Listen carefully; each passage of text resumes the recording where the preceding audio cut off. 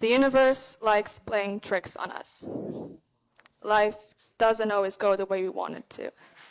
And not only that, it can also stomp and kick us to the curb while laughing at us. That's why, when something bad happens, people tend to say, well, that's life. I'm sure all of you have been in a situation where you lost something or failed to achieve something you've been working day and night for. Whatever that situation may be, I want you to think about the feelings and sensations related to it. Really focus on it.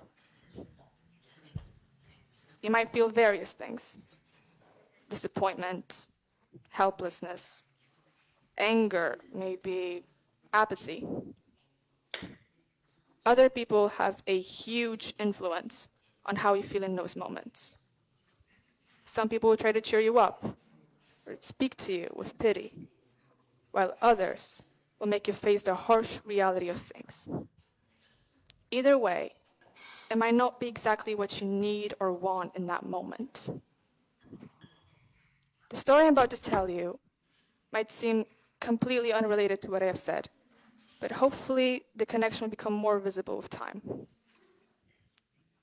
You see, 3 years ago, my brother was diagnosed with osteosarcoma, an aggressive bone tumor. Bone sarcomas are very rare, since they only account for 1% of all malignancies, osteosarcoma being the most common.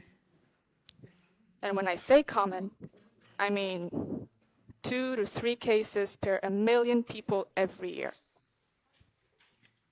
Nobody knows the exact cause why sarcomas form. It's only clear that it's due to some mutations in the DNA within cells. Osteosarcoma is mainly diagnosed amongst teenage boys, and my brother was one of the few who were struck. He was 15 when he was first diagnosed, and he's just recently turned 18. And due to this tumor being so rare, the only place they are capable of treating it is a single hospital in Warsaw, where he spent most of his adolescence. You see, my brother has always been a loner. He preferred to stay indoors and focus on his hobbies rather than go out. He's a very passionate being, really dedicated to what he does, whether it was drawing or designing or just playing video games. And truthfully, that's pretty much everything I know about him. We don't have a strong brother-sister bond due to our very different personalities. But he hasn't changed that much, so I still manage to find things to talk to him about or annoy him about. It did get hard once the treatment started. I rarely ever got to see my brother and mother due to them spending weeks in the hospital. I was a kid myself when I found out, and it wasn't easy for me to comprehend. And with time, the visits to Warsaw started becoming more frequent, and my family started falling deeper into sorrow, each member dealing with tragedy in a different way. Sure, in the beginning it was nice hearing all the words of support from people, like, "I'm so sorry for you," or "I promise you it's going to be okay." And it did really help. But imagine dealing with that for years on end, having to relive the nightmare in my head over and over again. That's what got me thinking about how my brother must feel and how people must treat him. Since I was rarely in contact with my brother, it took me a while to realize what he was going through with people around him. He was completely cut off from the outside world, while his peers moved on with life. I remember going to the mall with my family after leaving the hospital one day. We were getting something to eat. He was walking on crutches, and his appearance was, well, different from what you'd usually see. You can imagine what sort of looks he got from people around us. especially confused little girls. And that was just the beginning, though. Even our relatives had a hard time talking to him normally. They didn't know what to say or do, since they were deeply saddened as well. I remember even our grandparents looking at him with pity every time we visited them. And that's when I realized how hard it must be for him, when even looking at it from a distance caused me pain. People were constantly making him feel alienated just by the way they looked at him. I was a witness to countless interactions between my brother and different people, and based upon those interactions, I started wondering whether pity had its limits. There's nothing wrong with feeling bad for another person, but it did start affecting my brother's relations with people, since now he was fully aware that people viewed him differently. But the question is he actually that different? I was a first-hand witness to people meeting my brother. Fortunately, amongst all those awkward, uncomfortable conversations, there were also many, if not more, situations where my brother had an opportunity to feel like a teenager again. I remember people looking at him in all sorts of ways.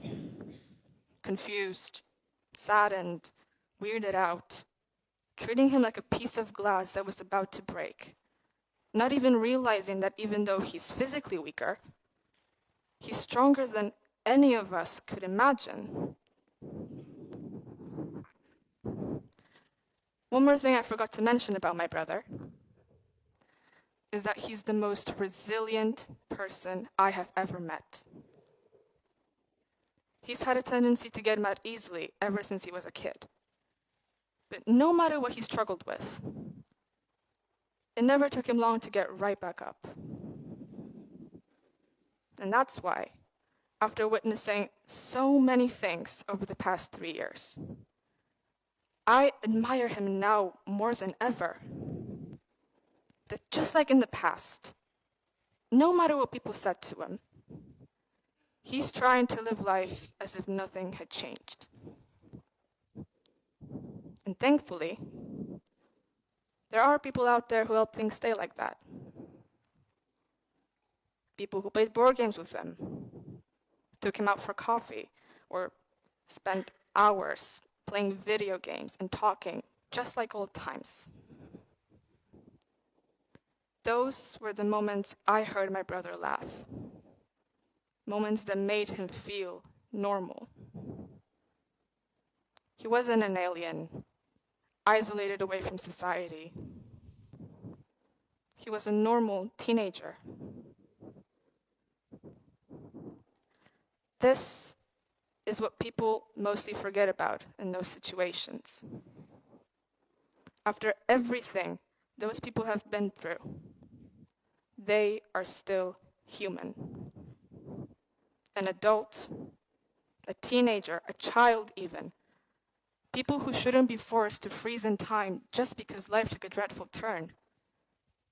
People who want to be surrounded by love, friendship, things that remind them of who they are. As important it is to know the person's limits, it's just as important to remember that treating them like a balloon that is about to burst is what makes them feel different.